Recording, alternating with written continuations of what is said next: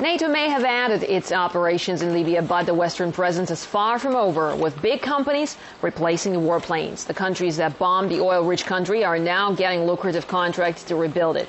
RT's Laura Smith adds up the profits of war. First, British bombs tore it apart.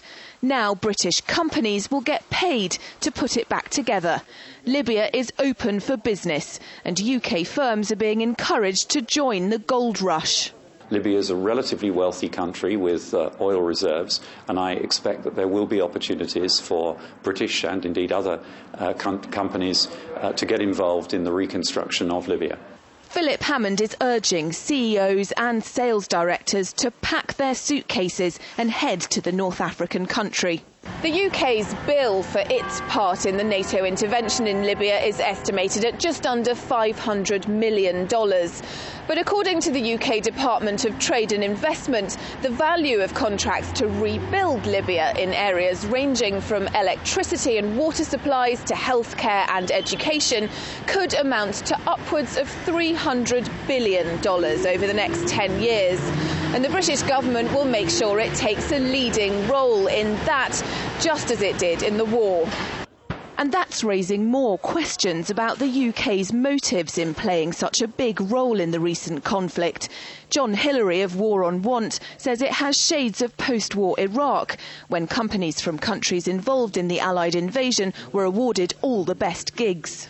We bomb, we destroy, and then we get the contracts to rebuild afterwards. Journalist John Pilger says there was evidence of bartering before NATO even got involved. The National Transitional Council told the French that if they sent in their aeroplanes, they would give Total 35% of the oil reserves. I mean, you know, there's so much evidence for what the thing really is.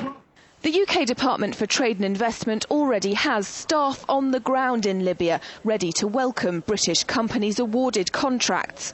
Wanting to get in on the action are oil firms Shell and BP, whose shares rose on the news they were talking to the transitional government. Engineering firms Arup and Mott MacDonald are also reportedly keen. Both the latter refused to put up spokesmen when asked, preferring instead to send basic statements, which critics say is a new tactic to avoid defending their ethics. It's better PR for them not to be involved in any form of public discussion of why they're doing what they're doing around the world. So far, the conflict in Libya looks like an excellent investment.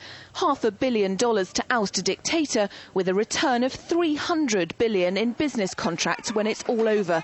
Now that humanitarian goals no longer need to be touted, war suddenly makes great business sense.